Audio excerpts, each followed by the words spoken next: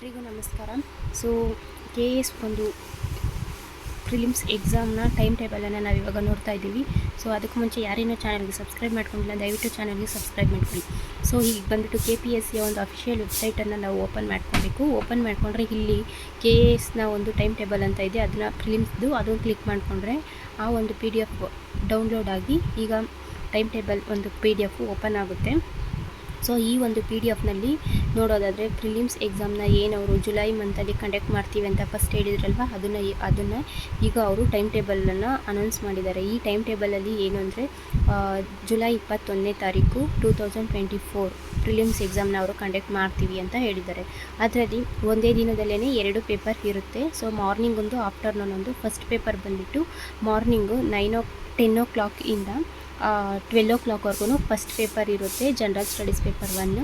And afternoon ಬಂದುಬಿಟ್ಟು 2 o'clock to 4 o'clockವರೆಗೂ CSAT paper ಇರುತ್ತೆ. So ಈ 2 ಪೇಪರ್ಗಳು ಒಂದೇ ದಿನದಲ್ಲೇ ಕಂಡಕ್ಟನ್ನು ಮಾಡ್ತಾರೆ. ಸೊ ನೆಕ್ಸ್ಟು ಮೇನ್ಸ್ ಎಕ್ಸಾಮ್ ಯಾವಾಗ ಇರುತ್ತೆ ಅಂತ ಹೇಳಿದ್ರೆ, ಪ್ರಿಲಿಮ್ಸ್ ಎಕ್ಸಾಮ್ ಮತ್ತು mains exam between 3 months gap ಇರುತ್ತೆ. ಸೊ ಆ 3 months ಆದಮೇಲೆ ಅಂದರೆ ಪ್ರಿಲಿಮ್ಸ್ ಎಕ್ಸಾಮ್ ಆಗಿದ್ದ 3 ತಿಂಗಳಾಗೆ ಮೇನ್ಸ್ ಎಕ್ಸಾಮನ್ನು ಕಂಡಕ್ಟ್ ಮಾಡ್ತಾರೆ. ಸೊ ಇದು ಪ್ರಿಲಿಮ್ಸ್ ಎಕ್ಸಾಮ್ ಇವಾಗ ಜುಲೈ ಮಂತಲ್ಲಿ ಇರೋದ್ರಿಂದ ನೆಕ್ಸ್ಟ್ 3 months ಅಂದರೆ ನವಂಬರ್ ಮಂತಲ್ಲಿ ಮೇನ್ಸ್ ಎಕ್ಸಾಮ್ ಇರೋ ಚಾನ್ಸ್ ಇದೆ. ಸೊ ನವಂಬರಲ್ಲಿ ಮೇನ್ಸ್ ಎಕ್ಸಾಮ್ ಇರುವ ಚಾನ್ಸಸ್ ಇದೆ.